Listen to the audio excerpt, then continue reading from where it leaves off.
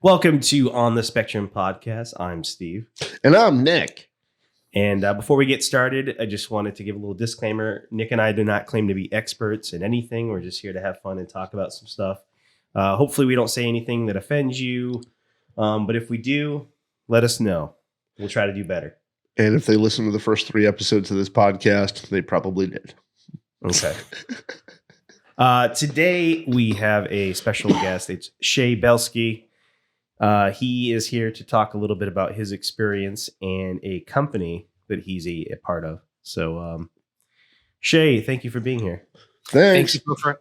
Thank you both for having me. I'm super excited to be here, talk about my company, Mentra, talk about autistic comedians, maybe, and just have fun. Thanks for having me. You're welcome. We're glad to have you. Absolutely. So, before we delve into the company and all of that, why don't you tell us about your journey, so to speak, with autism? When did you find out, or when did you get a diagnosis? So I'm in the rare group of people that was diagnosed at a pretty young age. I find that most of the people I talk to are either self-diagnosed or got a diagnosis when they were when they were an adult. Yeah. But I was, I guess you could say, fortunate enough to have been diagnosed when I was very early. My parents and people in my family identified that there was something a little bit going on at a very early point in my life. I read multiple specialists, and I got a diagnosis at about 2 or 3 years old. But from my understanding, that's less common than it is common. I was in the public school system. I had an IEP. I had physical therapy, speech therapy, occupational therapy. My parents fought tooth and nail to make sure that nothing ever got taken away from my IEP. I had a one-on-one. I just really went for the whole public school system as an autistic individual. And you can imagine how that was a turbulent time for me. I learned a lot. I grew a lot. But as someone who wasn't really quite sure what was going on, I was definitely the brunt of some bullying. As time went on, that got less and less. And I remember one of my elementary school bullies coming up to me and being like, "Hey, I was quite a jerk when I was in elementary school, so I'm sorry." And I'm like, "Don't worry about it, dude." We didn't become best friends after that. Right. But at least he was like, "Yeah, I know I was kind of not the nicest person in the world." And I appreciated that at the time. And I was in the right state of mind to appreciate that. Good. I graduated high school. I went to Cornell University, which was also a whole daunting experience. I graduated with a degree in information science. Information science is why we create products, why we create software, whereas computer science is more about how do we do it. Right. What I study is more about the why and the what. I started working for Wayfair in the Boston area. That was my first job out of college. I was at Wayfair when the COVID-19 pandemic hit, and that was a very interesting time for Wayfair when everybody was asking me, "I need to get furniture or a desk for my home because I'm stuck here." Right. So I had everybody asking me for discounts. I could get a discount on Wayfair stuff. So everybody wanted 25% off, 30% off. I once got $1,000 off of something, which was crazy.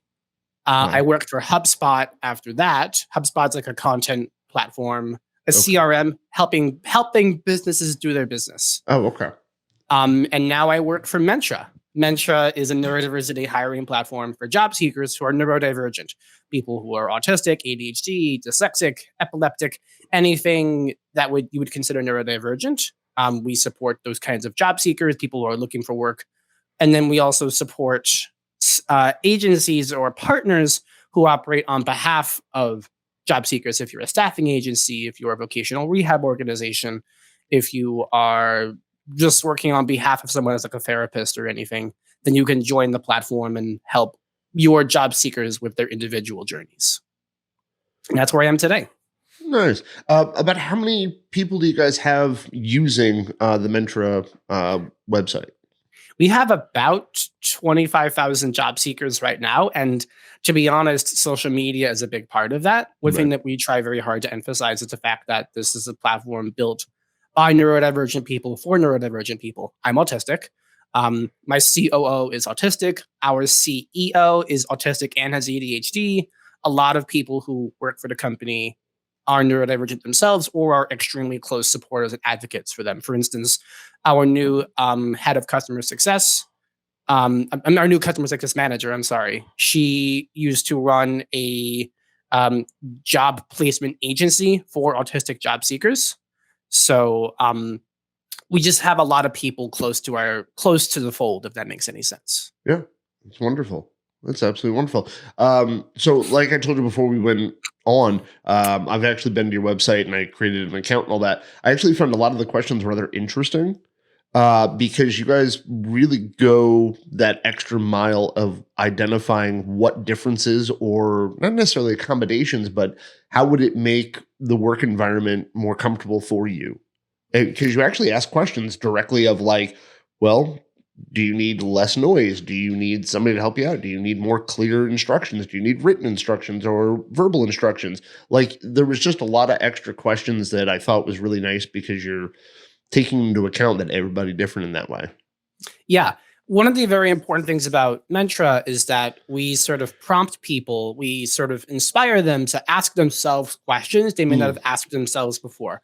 You, as a neurodivergent person, may know subconsciously that I struggle in a loud environment, in a bright environment, in a smelly environment, just for example, but you may not have ever like said those words out loud. Right. So on Mentra, when you say like, are there any environments where you cannot be the most successful? That makes people stop and think, oh, wow, I've never it explicitly, because then we take that information and we then match you with jobs where you have a compatible environment. For instance, if you say I can't work in a noisy environment, you might not be the best fit for something which involves a lot of noise, like a sound production thing, or Right. anything where you're working with a lot of people, for instance. Right. On the flip side, then we do also ask you for strengths and talents about yourself that you bring to the table, which are unique aspects of neurodiversity. And then we match you with jobs which are really looking for people who have those sorts of strengths, whether it's simpler things like pattern recognition or working with people, Mhm. or whether it's something much more about your hard skills, things that you learned or things that you know that you have acquired over time. Right. We try to look at an individual's holistic profile and also consider the fact that lots of neurodivergent people may not have a traditional four-year education. They may not have any high school experience. Some people may have dropped out, but they still have certificates. They go to boot camps. They do other sorts of intensive training programs that supplant that traditional experience. Mhm. And then we match people with jobs based off of everything. Traditional job sites or traditional recruiters, you look at someone's profile or their resume. If they didn't have college and it goes in the garbage, that doesn't apply to us. Oh, yeah. So how do you the companies that you recruit for? How does it work with them? Like, how do you prepare them? Is it like are there certain types of businesses that partner with you guys? Like, how does that work? So we actually ask employers similar questions that we ask the job seekers because it's a similar thing for them. We prompt them to say, what makes you a neuro-inclusive organization? Why should an autistic, ADHD, dyslexic, what have you person want to work at your company? Because they don't really have a chance to sell themselves in that department anywhere else. Right. So a big part of their job profile or their employer profile is what makes this job or this company a good fit for somebody who is neurodivergent, whether that's mentorship, whether that's upskilling opportunities, whether that's like really bending over backwards for accommodations requests, whether that's training for managers about neurodiversity. We allow employers to sort of sell themselves in those departments. And then if they know they want to get better at it, but they're not there right now, we do also work with them to provide training opportunities from our side. So we sort of like embed in those organizations to help them level up in their own way. So whether they're already or they want to be there, we are a very important part of supporting them to become more neuro-inclusive, which is something that I think a lot of companies miss when they say, oh, we want to hire 1 million neurodivergent people, but I really don't know how, or they think they know what they're doing, but maybe they're not sure. They're not prepared to actually, they're not prepared to actually handle or deal with people who, if they're not, if they don't have the experience or they're not used to dealing with neurodivergent people, they may not be prepared for that. Yes. Like one thing that I think comes up very often in neurodiversity is that if you start working for a company in a vacuum of neurodiversity and you tell your manager, I am autistic, ADHD, whatever, they're going to have a very unique understanding of what it means to be autistic or ADHD, whatever. Because basically everybody knows somebody else who's neurodivergent. It doesn't have to be autism specifically. They can know somebody who has ADHD or dyslexia or epilepsy, whatever. And so if you come up to your manager and say, I'm autistic and walk away, they're gonna project whatever they know about autism onto you. Oh yeah. Unless you very clearly specify the terms of your autism, which sounds very formal. But when I talk about in the past, when I've talked about my autism to my managers, I've said, "Hey, manager, I am autistic, and what that means is da da da da da." Like I Right. specify very clearly. This is what autism means to me, and this is what I need your help with specifically. And here's what I would ask that you not hold me to the fire for in these specific areas. And I can't stop them 100% of the time, but at least it equips them and it sort of empowers them to support me, because otherwise they think I'm just Sheldon from Big Bang Theory or Rain Man or some other harmful stereotype, Right. and that gets me nowhere. Yeah. I know we've talked about it on the show before, but I've had a lot of issues at previous companies that I worked for with them being understanding, and some of the, even if I've explained to them that some of the behaviors that I do that they don't like, I've tried to apologize for it or explain myself, but it doesn't always seem to really matter or really work. So it's nice that you guys are matching people up with companies that are more willing to be understanding or to try to include people like us.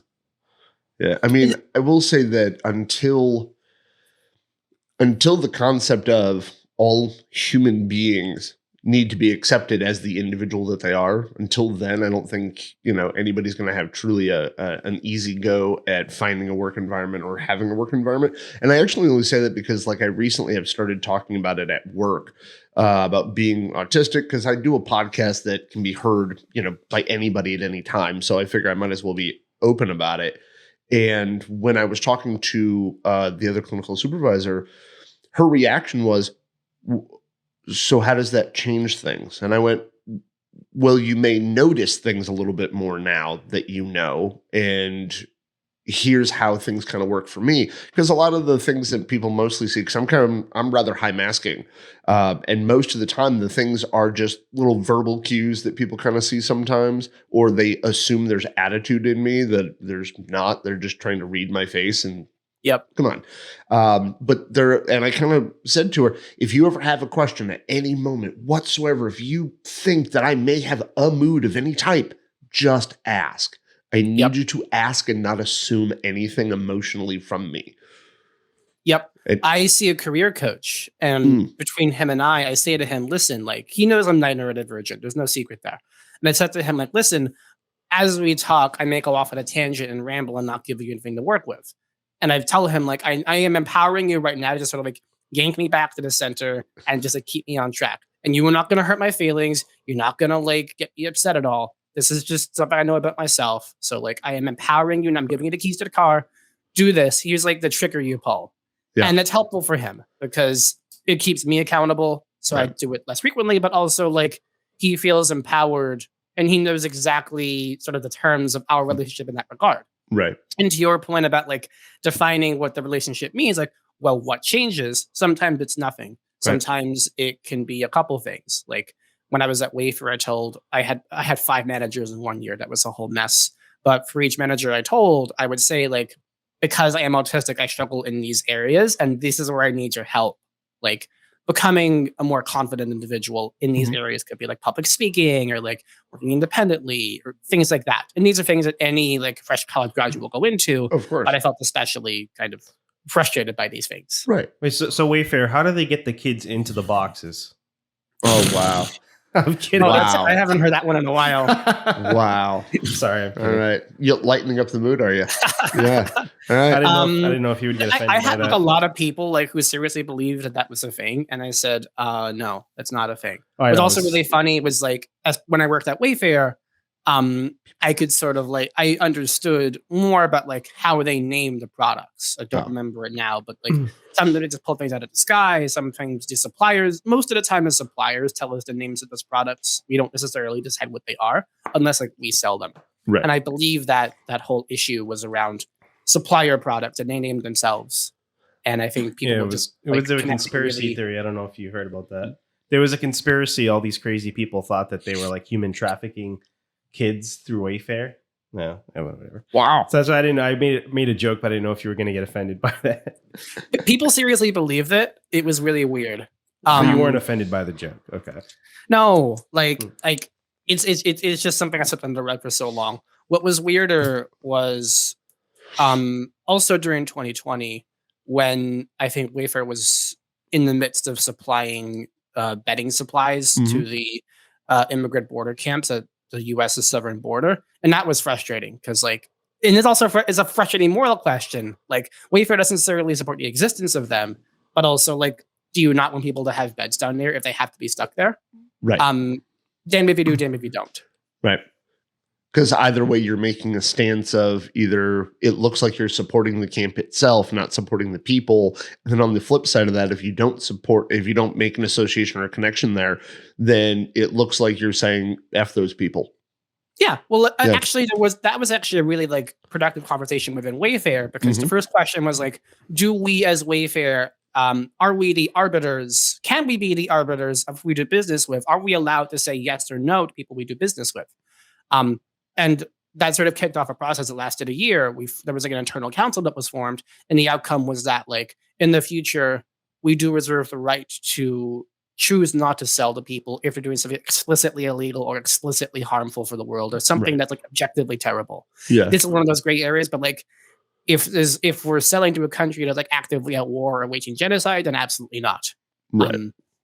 That also came up with HubSpot recently too, because I think HubSpot, they were selling. I think there was an internal discussion. I think one of the customers of HubSpot was doing something that was also in a morally gray area. I can't remember what it was, but it was the same area as can we as HubSpot choose not to do business with a certain company based on what they do? And the answer, there was a similar outcome to there. It's yes, if it's objectively illegal or objectively unethical, it has to be very crystal clear. No, I think some companies were refusing to do business with the Chinese government because of some of the human rights violations and things going on over there. Yep. Yeah.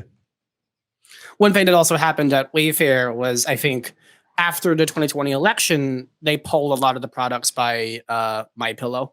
And I got a lot of random people on LinkedIn reaching out to me. I can't believe you take these products off the air. I'm not going to go into the politics of it right now. Right. But I got a lot of people reaching out to me, just a random person on LinkedIn being oh my God, I can't believe you took these products off Wayfair. I'm going to stop buying there. Here's the funny part. Someone said I'm going to stop going to Wayfair. I'm going to buy my stuff at All Modern. And All Modern is a subsidiary of Wayfair. And people seem to know that. So I'm going to go do business at All Modern. And we're okay, thanks.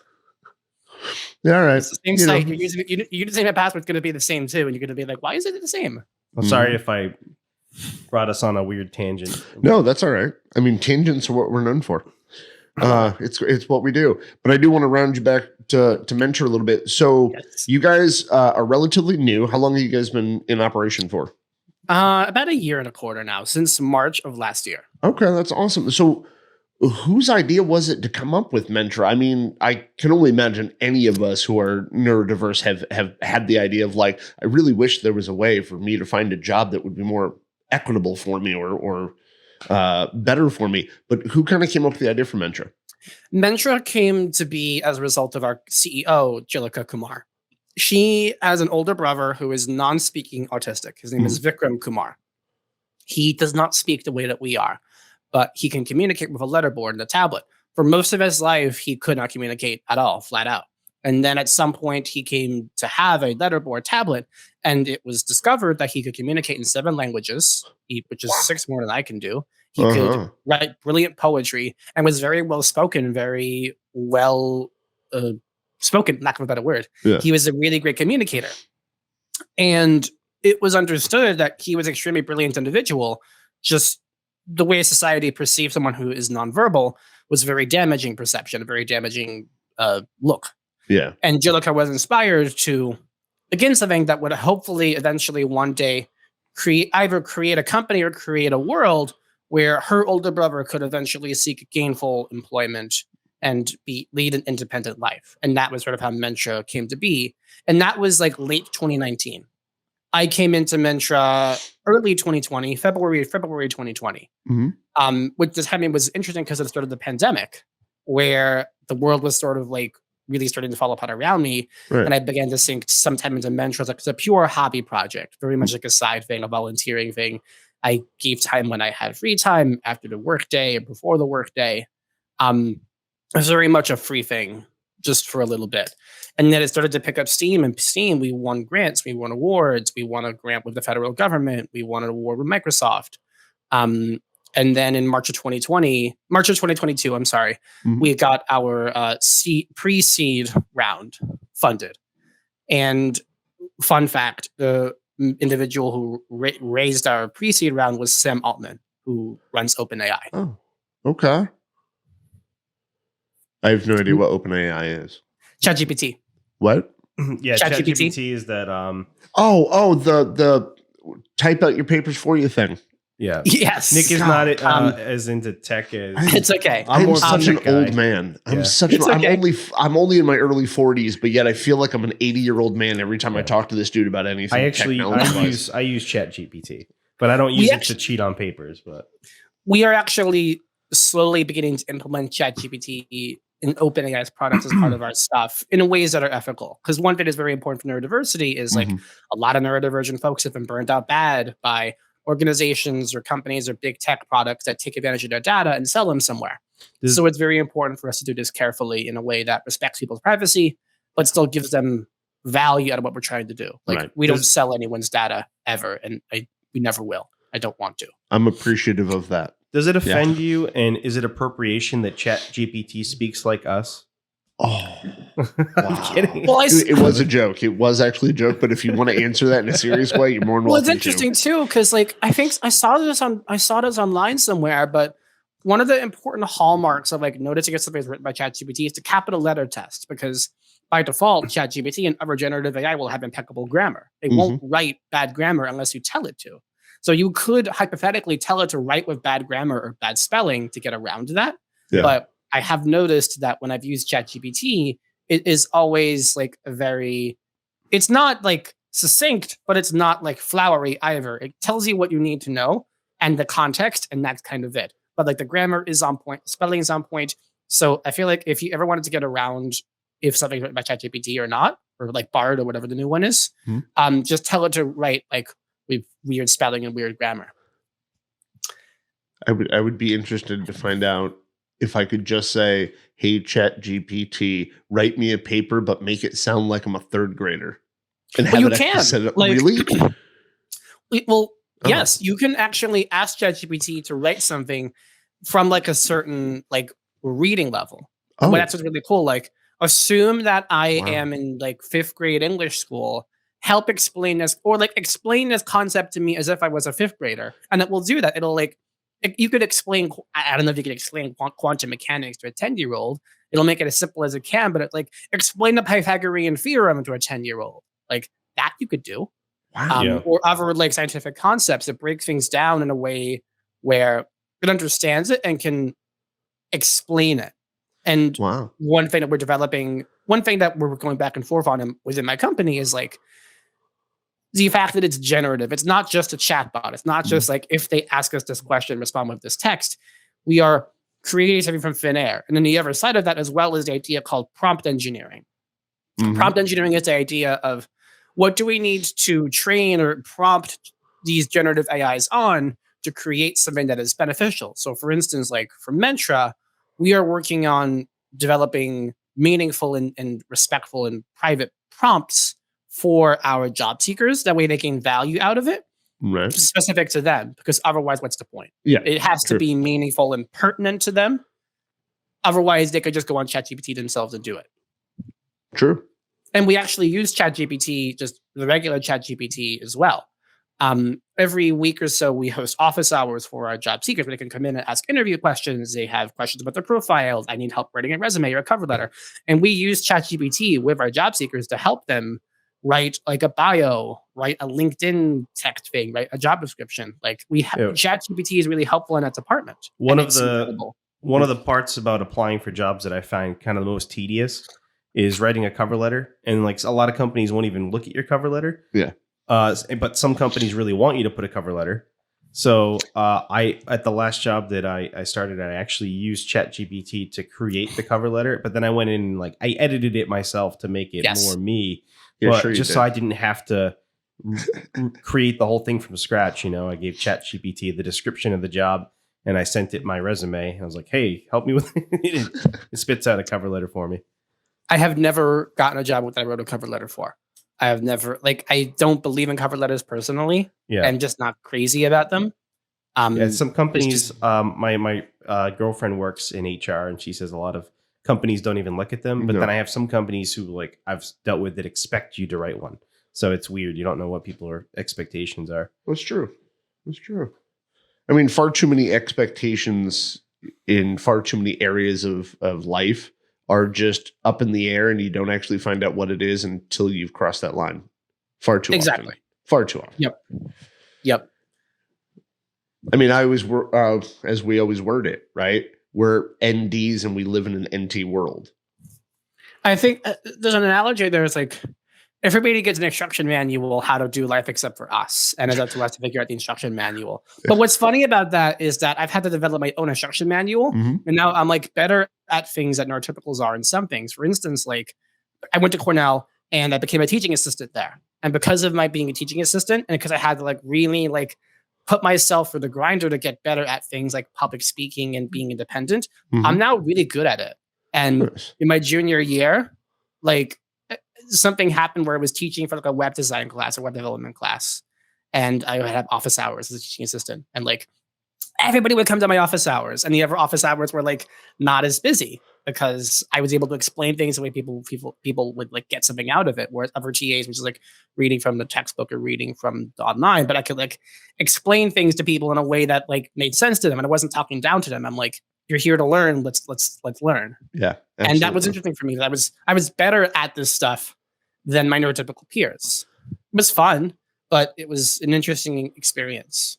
Well, it's always been my experience that like folks, especially, I don't know what language you prefer when it comes to this, but like we identify as being level 1. I haven't really used that terminology in a long time. Okay. Not that it's good or bad. I don't even really think about it that way. Okay. Like, one thing that I feel strongly about as more of a concept is that autism is not a spectrum. It is more of a color wheel. And what I mean by that is if you're going to put me on the same spectrum as Jillica's older brother, right, that's not a fair comparison because I would argue they're more brilliant than me in a lot of ways, but they have a communication barrier. Right. And whereas I can communicate, but I have these different strengths and areas of expertise. So putting us on a binary scale, putting me in one box and him in another box is not a fair assessment. Whereas if you look at something more of a color wheel, it's like, I'm really good at the communication side of things, but I might struggle in a sensory environment. Right. Whereas Vikram succeeds in does not succeed in a communication area, but is superb when it comes to like information processing and pattern recognition and how he can communicate when he knows what he wants to say. So putting us on like a very binary here or there thing kind of is a little bit demeaning in that way. Okay. I think, so when I talk about the idea of like on the spectrum, I think human beings on the spectrum is a whole nother thing. I think human beings have a we have a need to classify things. So I think it's like, there's many things in life that we put into boxes that don't actually fit into those boxes, but we just feel like we have a need to classify things and put things into categories. But there can be a benefit to doing that too, though. There are reasons why being able to identify the severity level of something can be rather important. And you were absolutely right that people need to be a little bit more dynamic, a little bit more complex when you're looking at behaviors. But there is also a benefit in being able to identify who needs more or less support, if you will. I mean, that's a big conversation in our community, isn't it? Yes. When I say like, I don't say high functioning, I say like low support needs, high support needs. Like that version. I live independently. I have 2 cats. I just fed them before we did this. I live with my fiance. Like I live independently. I could go out there tomorrow and just like live my life independently. Someone like Vikram could not do that. So like he needs a lot more support to get through the day. But Vikram could like, if he was going to go on and like speak 6 languages, he could do that. I can't do that. I speak 1 language. I speak cat. Maybe that's the only other language I can speak. Me too. But the idea is like, I think it's fair to be able to like help understand where somebody in a neurodiversity is at, because some people do rely on other things to get them through the day, or to help Right. them with executive functioning, to help them with Mhm. stimming, to help them with focus or whatever else it is. That's just a part of what makes us all different, divergent. Right. Those aren't necessarily bad things. It's just strategies and Yeah. how we Well, I mean, implement them. in the same regard, then we can also say that all human beings are different in such a way. So why do we identify autism being such a different thing when all human beings are different? I think we're just very stubborn and we don't take no for an answer. Because our Like- brains are different. Our brains I are mean, different. yes. I mean, straight up by birth. Yeah. Yeah, but like it would be very easy for me to say to my boss, like, "Hey, I'm autistic. I want to use a fidget cube in my desk," and leave it at that. Or I can do the opposite and just have a fidget cube in my desk and not say anything about it. Mhm. What I do say as well, like, and this is a helpful example, but on my teams that I've worked at when I was in an office, which hasn't been for a while, to be honest with you, but when I was in an office, I would say to my team, like, "Hey, I'm gonna wear like big obnoxious headphones at my desk, like these just to block out noise. If you need to get in touch with me, send me a Slack message or tap on my desk. Do not touch me. Please don't touch me. I'll freak out." And that was enough for people. I didn't necessarily say I was autistic to them explicitly. I just said, like, this is how I work. Mhm. Please respect it. And people were cool with it. It was never an issue. Yeah. Well, I'm glad you were able to work in an environment where it was that accepting, where you didn't have to go as far as to be like, look, I'm diagnosed with this thing and that's why I'm doing it. You were just like, hey, this is how I do things. If you I actually, had people- Go ahead. Sorry. No, I was just gonna say you reminded me of something that happened to me the other day because I host trivia sometimes. I host like trivia nights. And the other night I was doing trivia and I was surrounded by a group of people and it made me uncomfortable because like I'm used to just having my own space when I do it. But like I'm working on reading the questions and all that. But I had people like actually physically touching me. And I've had women come up to me and just start touching me. I'm like, why are you? I don't know you. Like, don't touch me. Yeah, like the hand on the shoulder thing. Why are you touching me? I don't get it. I had a lady actually put something in my face a few weeks ago. Yeah. She like, yeah, she put a piece of paper in my face, and I was like, I think she was why? on drugs or something. But it was, yeah, inebriated of some type. No, I went to Boston Calling Yeah. recently, and I forgot my headphones, which isn't a big deal because like I want to listen to the music. But I went to see Noah Kahn with my fiance, who's a good artist, by the way. She loves Noah Kahn.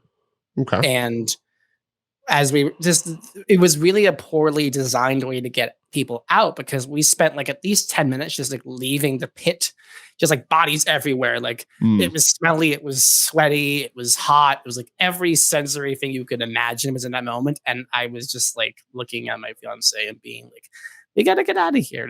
I'm not feeling comfortable. And I was like able to bear it for just a few minutes, but I knew I wouldn't have got myself into the situation if I knew what was going to happen later.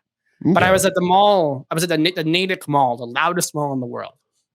And I was at the Natick Mall, and I could like actually feel my head like throbbing from the noise. And I said to my fiance, like, I don't mean to be cranky right now. I'm just telling you that the noise is causing me pain. So if I'm cranky and I kind of sound mean, that's why. But I'm trying very hard not to be cranky. But I am like in pain because of the sensory thing. And saying it to her also really helps her. It's just helpful between the two of us. The way it's just like it's out there in the open, and I'm not. I don't like intentionally come off as cranky. I'm just like disclaiming it, I guess. More of so she knows the reason. Yeah, like she's known that I've been autistic for a very, very long time since I think a few months after we started dating. Okay. And she's been amazing when it comes to helping support me and my quirks and what makes me a little bit unique. We have like love languages, and it's her love language is quality time, and my love language is like acts of service or gifts and stuff like that. Nice. So Okay. I think like early pandemic, when there was still a lot of unknown factors in the world, and she lived in Connecticut, I was in the Boston area, so we would meet up like about halfway. So you get up Interstate 84. Like Whereabouts in Connecticut? West Hartford. Oh, I'm from East Hartford. That's why I There you go. bring that up. I only moved out here like 5 years ago. Oh, awesome. Yeah. Like so we would meet in Sturbridge, like right off of okay. 84. Yeah. And that's like about halfway for both of us. I remember one time I said to her, like, hey, like, I'm really like mentally kind of off today. I want to hang out with you, but like I can't hang out for like a while, but I want to see you for like a couple of hours. And we did that. And it was wonderful. And she's just been very like accommodating and like flexible and understanding, which is I think the most important part. She just, now, is she on the spectrum too? No. No. Okay. Well, see, I live with my girlfriend. I've been with her for going on 2 years now, but I'm still waiting to tell her. I just figure we'll just drop it casually one day. So listen to this podcast. No, he's completely kidding. I'm kidding. Sorry, I'm in a funny mood this morning. I feel like making a lot to do. So his sarcasm is so wonderful that he could be confused for a guy from Monty Python because it is just so dry and just yeah. So I tell my fiance, like, you can't be sarcastic over a text because I won't understand what you mean. Like, if you're sarcastic, you have to like say it to my face very like exaggerated, and then I'll do it. And then like my sarcasm is also very exaggerated as well. Like, I make it very clear I'm trying to tell a joke here and just be funny. Oh yeah, I have to put on a real big smiley face just so people know I'm kidding. Like, and I can't be subtle about it. I kind of have to go like a big face. I have to be obvious about it. Yeah, exactly. It gets lost on it for people too. Yeah. So I wanted to ask you, because we talked a lot about like Mentra and what you did for like your experience in school and all that. But what do you like to do for fun? Like, what do you do outside of work?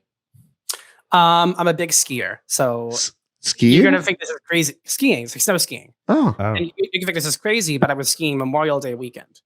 Killington, Vermont was open Memorial Day weekend, and they had one trail.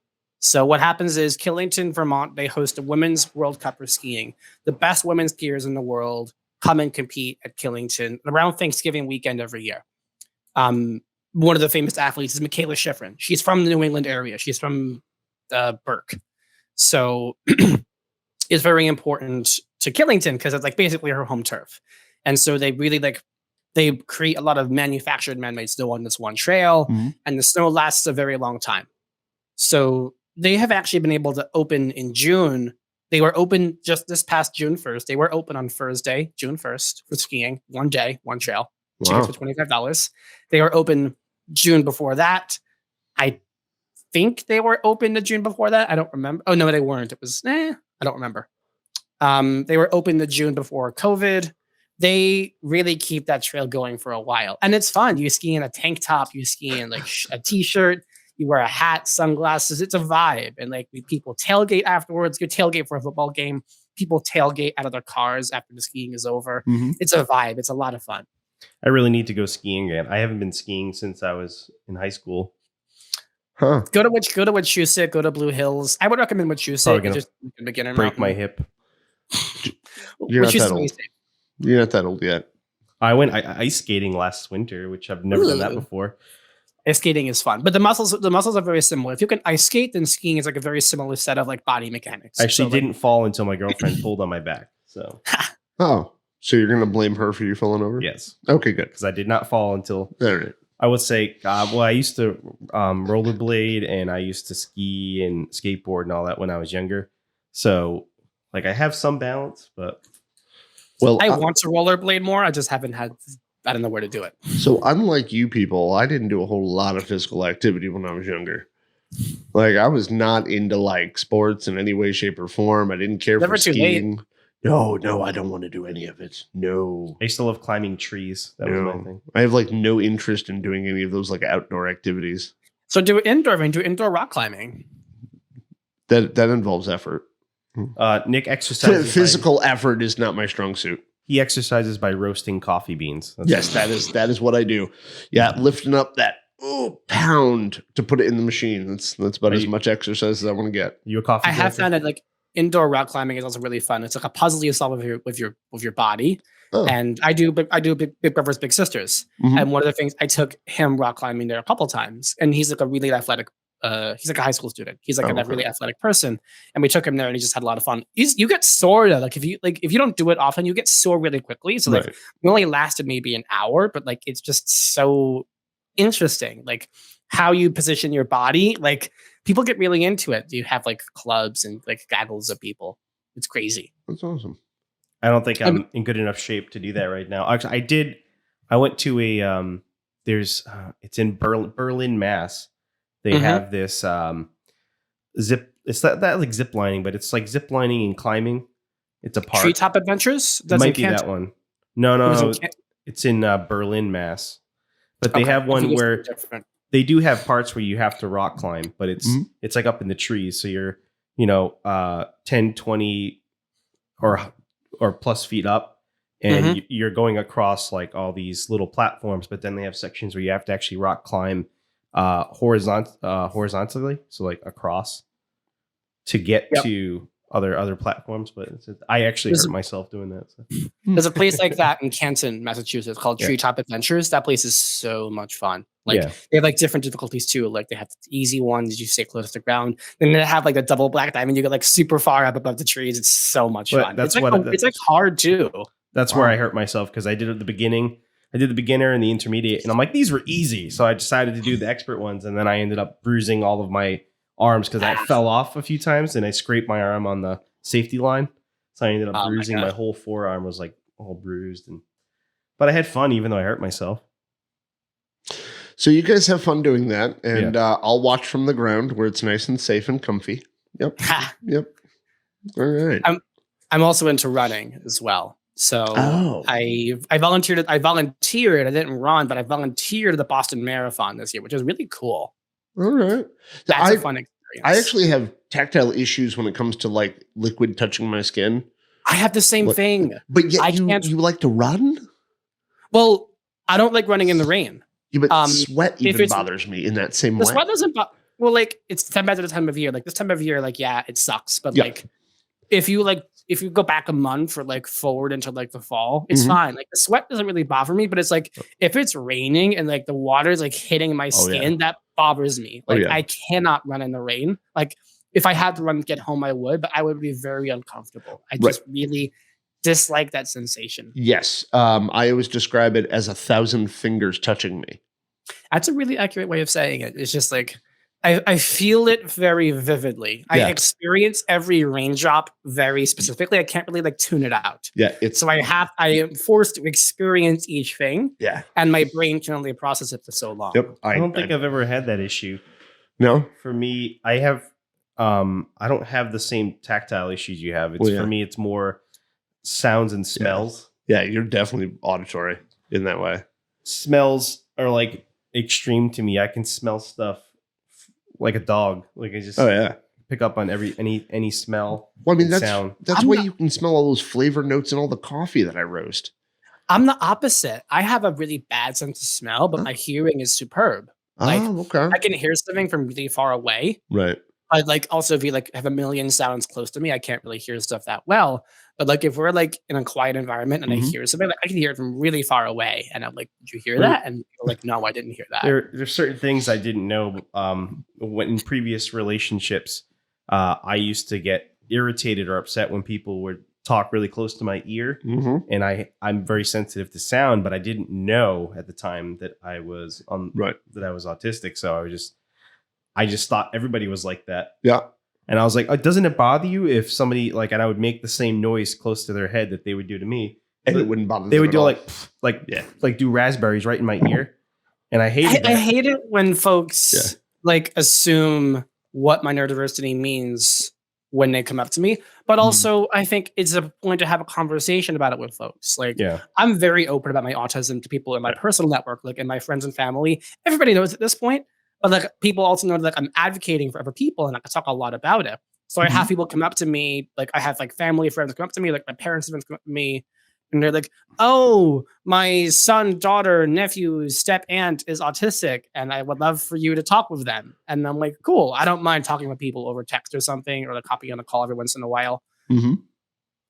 What gets frustrating is when people, I think, start to assume about me because they know somebody who's autistic. As I mentioned before, like I'm not a Rain Man. I'm not a Sheldon for Big Bang Theory.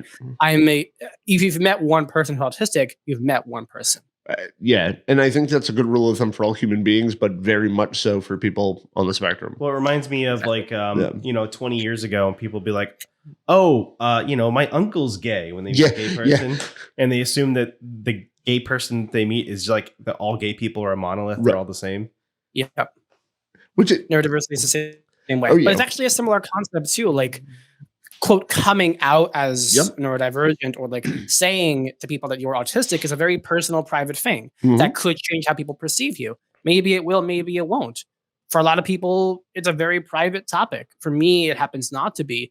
I know a lot of people in my life who have confided in me that they either are or suspect they're neurodivergent, but would never say something for fear of backlash from people in their lives. And the reason why people have a diagnosis is because maybe their family isn't as tolerant to the idea of that Mhm. as they want them to be. And I don't know how it would be perceived. Similar thing to being in the LGBTQ community. It's not exactly the same, but it's a similar concept. No, definitely a similar concept. Definitely, because it does. There is a little bit of a fear, a little bit of anxiety that you get when you're saying to somebody. I mean, you said you were diagnosed very early on. Me and him were both late diagnosed. I mean, and when I say late diagnosed, I mean in our 30s. Like, so Well, yeah, I was about 30. You know. yeah, you were about 30. Okay, so I was trying to include you in my world. My bad. I was diagnosed with other things that were Right. misdiagnosed Yeah. as other. Yeah, because I'm also bipolar, and when I started telling friends and family that I was diagnosed with bipolar, it felt weird, as if like I was coming out, and it was just a very weird concept, because I would tell somebody and they'd be like, "Nah, man, you're just you. Just accept you for you." And I'm like, "No, I have to take this medication, otherwise that other person that you knew comes back." Well, yeah, but we always had fun with that guy. I was like, yeah, for a couple of days, and then I was depressed. Like, come on. Or people telling me all the time, Yeah. "You're not autistic." Yeah, Okay, yeah. thanks. Yeah, I get that. I You get don't that look too. autistic. Yeah, that's one of my faves. My favorite so far is, What the hell does that mean? but you talk really well. And I'm like, Oh, that I happens do? to me too. Like, okay. I did like make like a TikTok reel about this, and I made it. Oh, but you don't look autistic. And then I start talking about like Bionicles and Kingdom Hearts and other things that I geek out on. And I'm like, well, I can really be autistic if you really want me to, but fair warning, you can't put that cat back in the bag. Yeah, and just pull out a magic card and be like, "Are you sure?" Yep. Well, I mean, one of the reasons why a lot of people don't necessarily even see when I talk about special interest is because my special interest has always predominantly been psychology and human behavior. So, like, talking behavior with somebody, people don't really notice that you're obsessively talking about it, because everybody is kind of having a conversation in one way or another about behavior. Yep. And so, like, I guess I kind of got away with it for quite a while. But the more I've accepted my diagnosis and the more I've kind of come to terms in myself with it, the more I kind of noticed that, like, a lot of those tangents and the way people always described me as being a professor, that I lecture a lot. Oh, now I get it. That's why. All right. When I was growing up, it was all about Thomas the Tank Engine. Thomas the Tank Engine and Blue's Clues were like the most important things in my lives. Ask my parents, ask my brother. It was Thomas the Tank Engine and Blue Clues. Those were my special interest fixations. Nothing else mattered except for those two shows. It's funny actually, because I follow like Steve Burns from Blue's Clues on Instagram. And so like he talks about Blue's Clues from time to time. He's bald now. Right. And it's interesting, like seeing this individual who was an important part of my childhood now go up to do like other stuff. Like they had a Blue's Clues movie. He was in it. Isn't he a musician now? He's a musician. He he did an audiobook recently. Not recently. Like he narrated an audiobook, and like hearing his voice again as an adult was really nostalgic for me. Like, you just read my book. You just read my book. I know, like hearing him say like adult words is like, I listened to this man for like 3 or 4 years of my life, and here he is using like big, long English words. Like something in my head is not computing. Right. Yeah. If you don't mind me asking, roughly what's your age? I'm 26. 26. See, I was guessing mid-20s because you said you grew up with Blue's Clues, and I remember Blue's Clues being popular when I was a teenager. Yeah. You know what I mean? Like I was teenager, early 20s. It was a little bit past my time, but I knew it because there were other kids around me when I was like, when Blue's Clues was popular, but I was a little older for that. Like for me, it was, I was kind of starting to have kids. I used to watch more like, I don't know, my parents, and if it's a bad thing for my parents, but I watched a lot more like older shows. Like I was obsessed with The Simpsons. Yeah. Even as a little kid. Yeah, I was watching them as a kid too. I was obsessed with The Simpsons and like Power Rangers. Yeah. That was like my thing. Blue's Clues. I loved a lot of Nickelodeon shows. I think I loved Danny Phantom was a really cool show. Well, you grew up when the height of the Nickelodeon kind of That was like popularity, if you the will. top of the mountain. Yeah. Danny Phantom, My Life as a Teenage Robot, Mhm. Jimmy Neutron. I remember when it came out with the Nicktoons Unite game when you had SpongeBob and Danny Phantom and Timmy Turner and Danny Phantom, Timmy Turner, SpongeBob, and Jimmy Neutron all in the same game, and I was like dying. That was like the best game ever. I grew up with Nickelodeon when it was like Rocko's Modern Life. Yes. That was a great show too. Like my mom and I, when I was a teen, like we would watch reruns of Hey Arnold. My mom loves Hey Arnold. That's like her favorite Nickelodeon show. Oh. I would like send her like little clips from Hey Arnold every once in a while just for the nostalgia factor. And my favorite Nickelodeon show I would say is Avatar: The Last Airbender. Yeah, that's a really good. I didn't actually watch that until I was in my late 20s when I first watched that show, because I'd heard it was a good show, but it was a kid's show, and I always ignored it because I was like, it's a kid's show, right? When I watched it as an adult and I actually enjoed it, it's a really good show. Yeah. I've heard of it. I got made fun They're of making for a watching Netflix it. live action version. Oh, really? They're making a live action version on Netflix. Wow. It's a kid's show, but it doesn't dumb things down for kids. So they have a lot of there's actually a lot of complicated and complex ideas and philosophy in it. Okay. Even though it's a kid's show. All right. Also, it has Mark Hamill in it. What? Wait, I'm sorry. The one for Netflix is going to have Mark Hamill in it? No, Mark Hamill's in the cartoon. The original version had Mark Hamill in it as the big Fire Lord Ozai. Yes, and it's cool. Like, I don't always envision Mark Hamill as being a villain outside of the Joker. But he actually talked. I saw something, a YouTube video. He was talking about Fire Lord Ozai recently. And he's saying like, oh, like the show is going to get canceled in a few episodes. And then like people come up to him and like, oh, I watched your show with my kids. And he said like, that's the hallmark of an amazing show when adults watch it with their kids. Yes, and absolutely. Was that the one he did where he answered questions from Google? Yes. I saw the same video. Yes. I always blow people in mind when like Fire Lord Ozai is Mark Hamill and then you can't unhear it. He's done many characters, like cartoon characters. Oh, yeah. Yeah. I honestly think that he probably prefers, and I don't know if this is true or not, but it's just my perception of it. I honestly think that as an actor, he would prefer to not be seen, but be heard.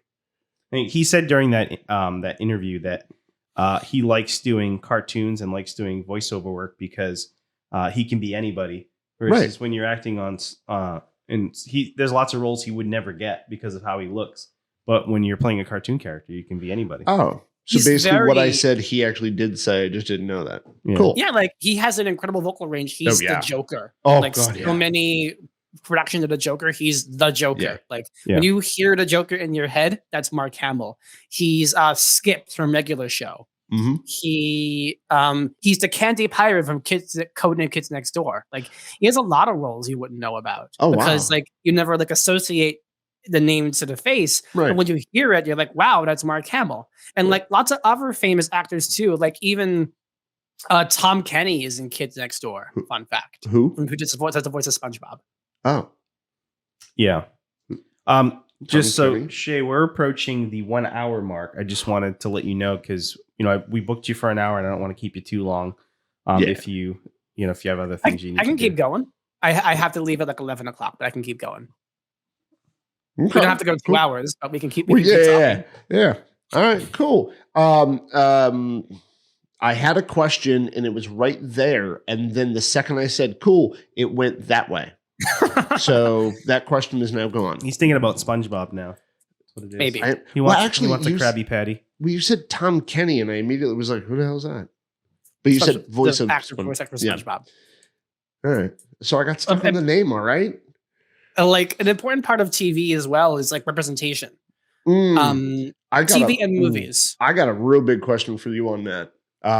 And because I do a lot of our social media kind of stuff. So I look through TikTok a lot. I'm looking through Facebook, autism pages and whatnot.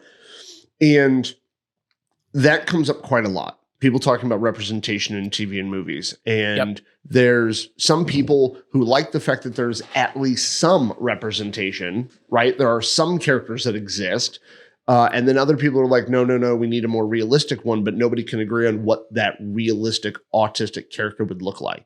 Because they're probably trying to define it from their own experience. Yes, they have their unique experience. Right. In the case of somebody who's neurodivergent, the most important thing is that to me is that the actor is played by a neurodivergent person, Yeah. and that you're not playing to a stereotype, you play to the authenticity of it. So like, if Okay. you're portraying somebody who is autistic, Mhm. you should have an autistic actor or actress. So here's a great example of that.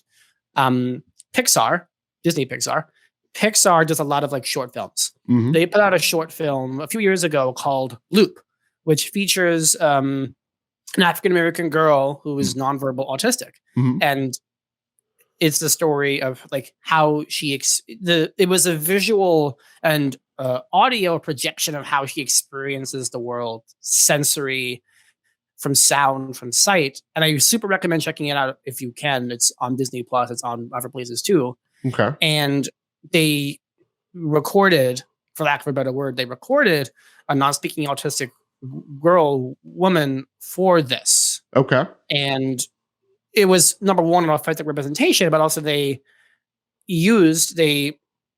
portrayed, they cast an autistic actress in this role for Sure. this thing. So there's representation, and number one, seeing this type of individual.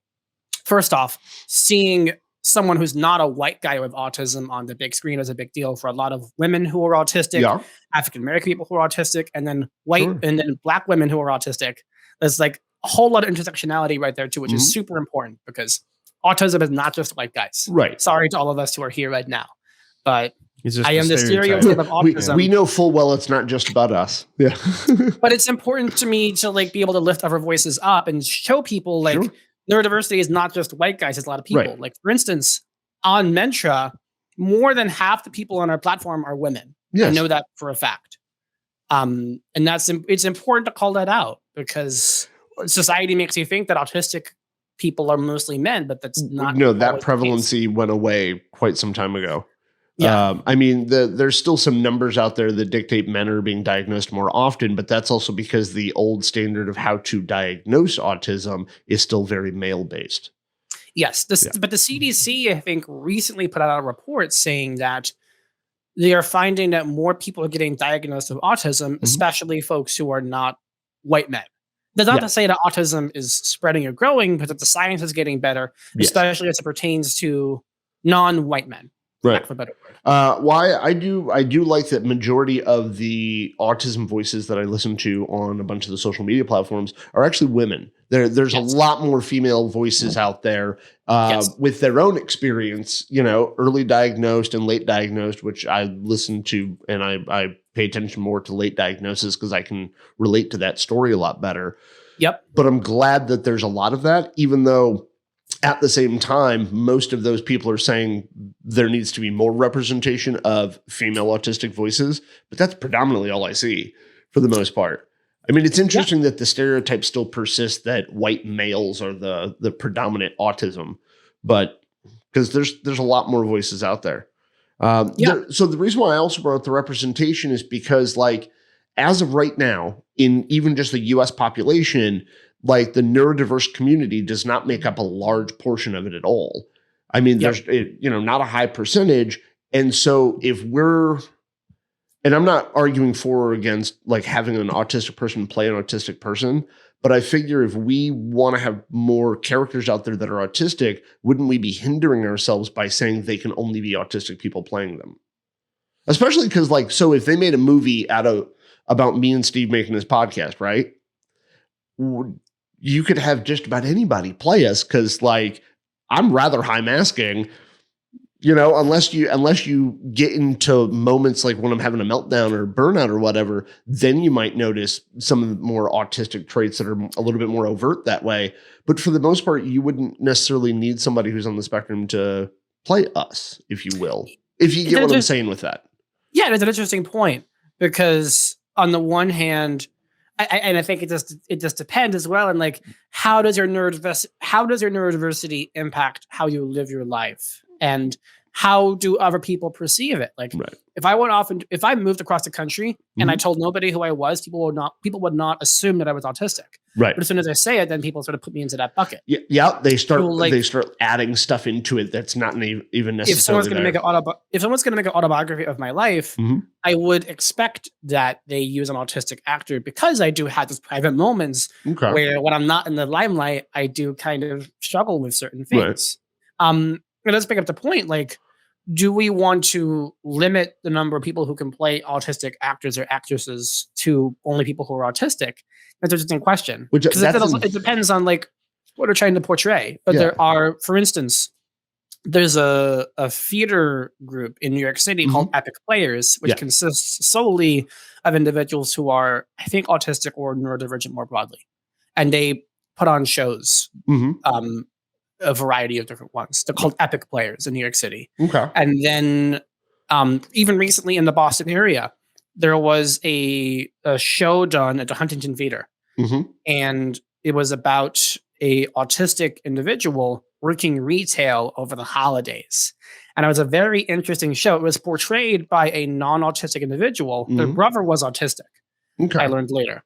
But it was portrayed by somebody who was not autistic, but they played the role in such a way where I still felt very like it was still very visceral and very like relevant to me, Right. even though it was not an autistic actor. Like, would I have liked for him to be an autistic actor? Mhm. Yes, but I still have to appreciate the fact that they're still close to the heart and soul of what it means. So it's not like they came into this from a vacuum.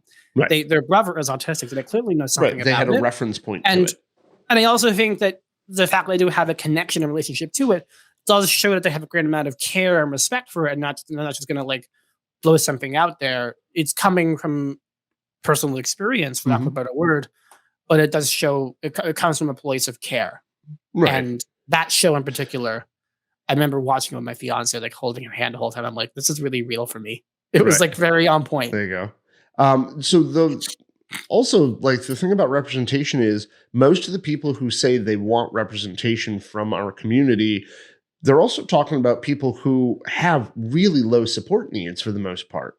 You know what I mean? Like, no, I don't see it a lot, and it might be out there. There might be people advocating for this. I don't know, but I rarely ever hear or even talk with anybody who is advocating for level 2 or level 3, right?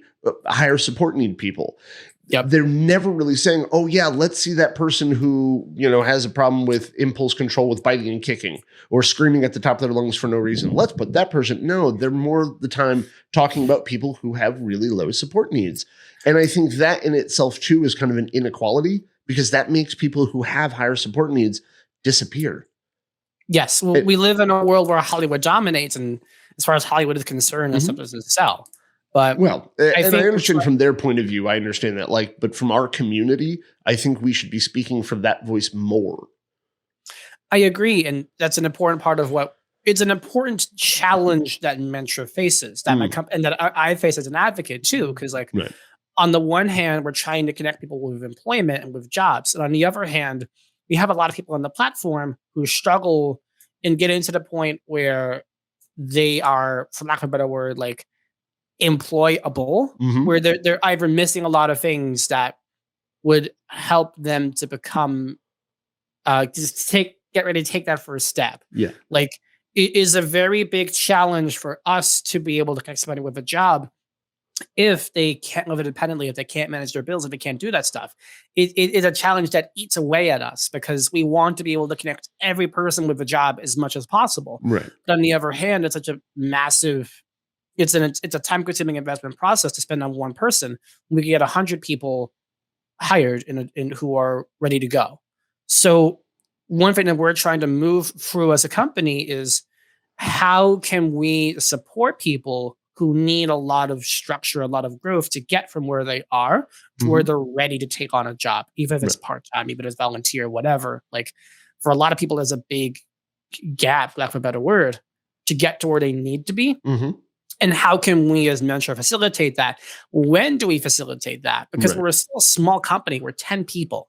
And there's only so much that I can automate away with technology. And we try very hard to be respectful and like careful about how we approach this. Right. For a variety of reasons. And it eats at me to not be able to like flip a switch and do more for the people who have a lot of support needs, who need a lot of structure and support to move through life. And I think we as Mentra always try to think about how can we be doing better in that department? What can we be doing better? Whether it's just as simple as at least advocating for it on social media, at least just acknowledging it, Right. or whether it's doing more in our platform. Okay. It's a tough subject. Yeah. Well, I think everything in our community currently has a lot of nuance and is a very dynamic topic to talk about, especially because even though autism has been around for a long time, right now is when people are really starting to understand it and actually understand it. I mean, think about it. What, 10, 15 years ago, they didn't even realize that there was a different brain structure. They still believed that it was a behavioral issue. And now we're coming to terms and understanding that no, there's an entire group of people, the neurodivergents, and there's an assortment of different, I don't want to call them disorders, differences that kind of make up this community. It's not just autism. It's not just ADHD. Actually, on TikTok, I watched this gentleman who was talking about newer research about ADHD. And he was like, well, it used to be characterized as having a lack of attention. And he goes, that's wrong. And he starts pointing out all the research that it's not a lack of attention. It's a different way of paying attention. Yep. And he wasn't even just trying to change the language to be more positive psychology talk or whatever. He actually was saying it in a way of like, no, we looked at this from the wrong direction. Look at it from their point of view. Yep. Which I think, really appreciate him. And to the point of like working with self-advocates, working with like changemakers, I'm on LinkedIn. So I know a lot of people on LinkedIn who talk about neurodiversity all day long, including people who are nonverbal. I'm going to butcher his name, so I'm going to look it up before I butcher his name. But there's one individual I know. Okay, I found it. Hari Srinivasan. I hope I said his name right. He is an autistic advocate. He is non-speaking. So, like, if you didn't know any better, if you communicated with him over like text, you'd be fine. But he does not communicate verbally the way that the three of us do. But he's an incredibly powerful communicator. He's a really big policy advocate. I think he's spoken at the United Nations or something. I don't know that for 100%. But if you look at his like reputation, look at his portfolio, he is a massive change maker. Not to diminish the value of an influencer. He's more of like a policy advocate, I would say. He is going out there and making changes, suggesting things, working with people to like actually improve the livelihood, especially for autistic folks who are nonverbal. That's awesome. And there's a lot to say in that department. And I would love to see, I'm not sure how this would work. I would love to see more like nonverbal autistic folks on social media or have their stories be highlighted in a way that's respectful and careful. And like, it's hard for me just like shove someone in and say, hey, here's the spotlight, have fun. Like, I'm not going to go ahead and do that, but I want to be very careful and respectful about the process because there's no greater harm than like inspiration porn, like doing something to make yourself feel good. I would only ever want to like do this to empower someone, to make them feel as to help society move forward. Because otherwise we're going to be stuck in the past. So if we're not moving forward, then we're stuck in the past? I'm not sure. Like maybe I want to spin that back for a second. Like I think progress is progress. Like we look at things like love on the spectrum. Yeah. I have mixed feelings on love on the spectrum. Okay. I like love on the spectrum to a bit. Like I think it is helpful to have the perspective of autistic individuals can feel love, can feel emotion, have the capacity to empathize with people. Right. Contrary to what many people's opinions say that we can't empathize or do whatever. Right. At the same time, I think this show still plays with a lot of stereotypes that are common about autistic individuals, and there's a lot of things that it could do a better job at. In this situation, like some progress is better than no progress. Right. And I think it's important to say like these parts were great, these parts could be better. Okay. I think what I was trying to say before is that if we don't move forward as society in progress, we risk not learning from each other. We risk becoming complacent with the things as the way they are. And that allows us to get comfortable and maybe not stay critical of each other. Okay. And what I mean by that is we just need to be like, just reality check each other every once in a while. I agree. He said inspiration porn. Sorry, since you said that, it's been rotating in my head. Like I've been repeating it in my head the entire time. I mean, I am listening to you as well, and I don't want you to think I wasn't listening, but I almost had I just had that echo in my head. Yeah. That's a really big problem too. Cause like Do you know what it is before I launch into it? Yeah, no. I get what you're saying. Okay. I was thinking about when you were talking about representation and looking at stuff on TikTok, I kept thinking of the meme that goes around, the "I am a surgeon" meme. Huh? Yeah. Because it's, Good Doctor. Yeah, I know the show, but Yeah, there's like this thing people keep sharing. It's a scene from The Good Doctor, which people make fun of because they're saying, the one where he's having the meltdown. yeah. Oh, They're yeah, saying yeah. like that the scene was weird and that the guy who plays the character is not autistic, but No, he's not. Well, I've actually seen people who hate that show. There's this one female TikToker in particular. Constantly, she says how she hates that show. But then she had to make a couple of videos pointing out, because people were shitting on that scene so much, that she actually had to defend that scene. And she said, look, most people have no idea what autistic meltdowns look like.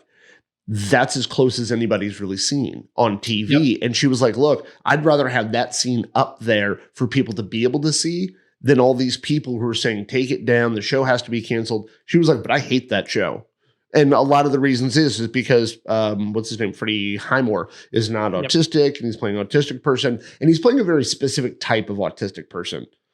Yep. And I do get that point that, like, this is the front runner of a show. This is the main character of a show, but he's a very, very specific kind of autistic.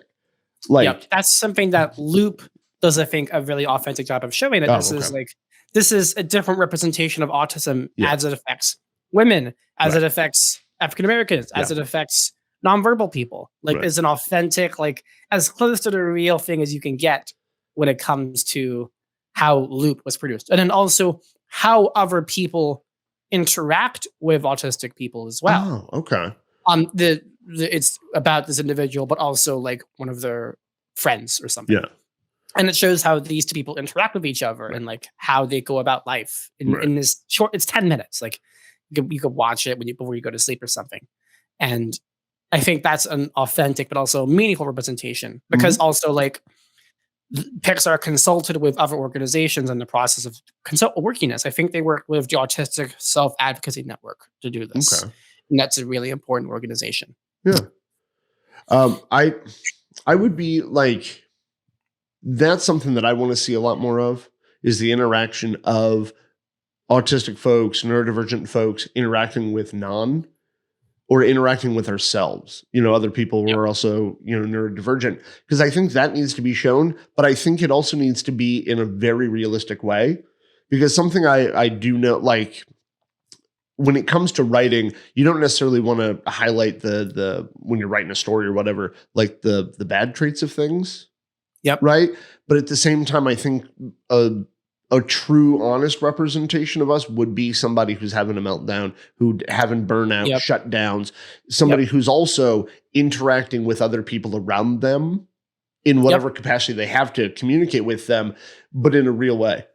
Yep. Sesame Street actually did this in two ways. Sesame Street features an individual who is autistic, a autistic woman, autistic girl, I think. Yes.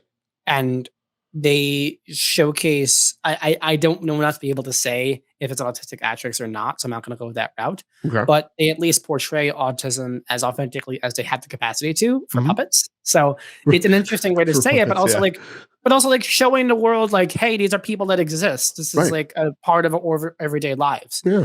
And a different example, which I think is actually a little more honest, is they now have someone on Sesame Street who's in a wheelchair.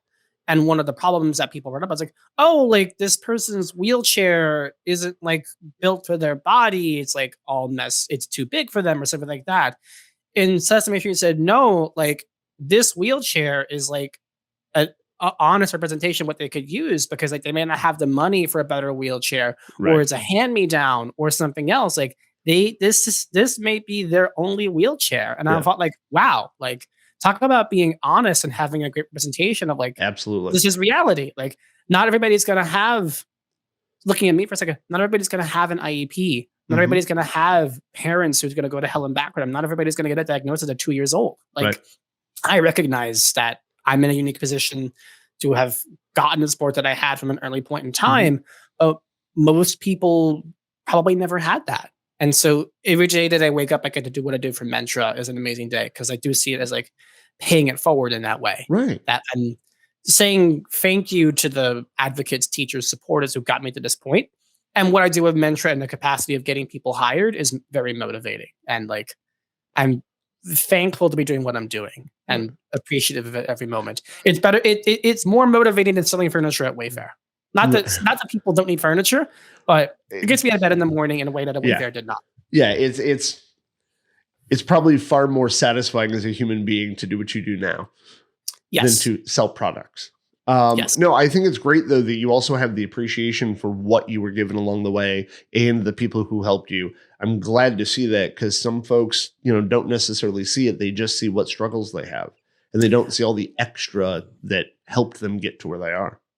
It's important to be able to try to recognize the people who have gotten me to this point and say thank you when I had the chance to.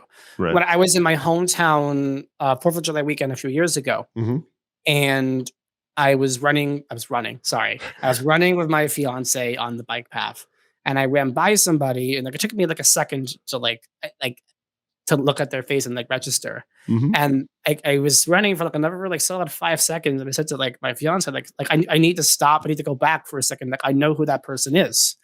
She says, okay.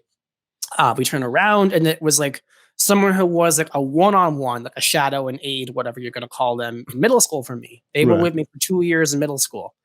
And I hadn't seen or heard or spoken to them since middle school. And I just needed them to know, hey, I'm still here. I'm still kicking. I have a job. I have a girlfriend. I'm just still doing my thing. And thank you for all of that. And that interaction was just powerful for me to be able to tell them, I'm still around, but also powerful for them too. That it must have been rewarding. But I remember that this sticks out in my mind kind of vividly. Awesome. That's very cool. I'm glad you get to have those moments. It's important for our own sense of self-worth. I try to pay forward also say thank you. I think saying thank you to these things are important because for teachers, for advocates, for supporters, they were a very small part of my life, but a very important part. Right. And absolutely. I passed through them as one of the hundreds of students they see every year. Sure. But they stand out in my mind very, very vividly. I only have one 12th grade teacher. I have a few. I only have one 12th grade math teacher. I only have one 10th grade English teacher, etc. Whereas they see students by the dozen, and it all sort of kind of blurs together after a certain point in time. Absolutely. That's awesome. I think I can't see her. Yeah. Computer. So I think it's about that time. Is there anything you want to tell people before we wrap this up? Is there anything you want people to know? And obviously you can plug Mentra again, tell them where they can find it. And you should. Yeah. Mentra.com. You can sign up today. It's free for job seekers. There's no cost to you. If you know somebody who would benefit from it, Mentra.com. You can also find me on the internet. I'm Shea Belsky, SHEA. E as a boy, ELSKY. I'm on LinkedIn. You can email me as well, shay@mentra.com. There's only one of me. If you Google my name, you'll find me. I promise you there's not another one of me. And if there is another one of me, please tell me and I'll go deal with it. We're making a clone right now. Yeah, completely. But the last thing I'll say is that you are your own best advocate and you know yourself better than anybody else. So if you're going to go out there and talk with a friend, a family member, a manager, and you don't know what to say, just be yourself because you know yourself better than anybody else. Awesome. Well said. Well, we appreciate you coming on today, and it was great having you. It was so great to be here. Thank you so much. Thank you so much. Nice to meet you, Shay.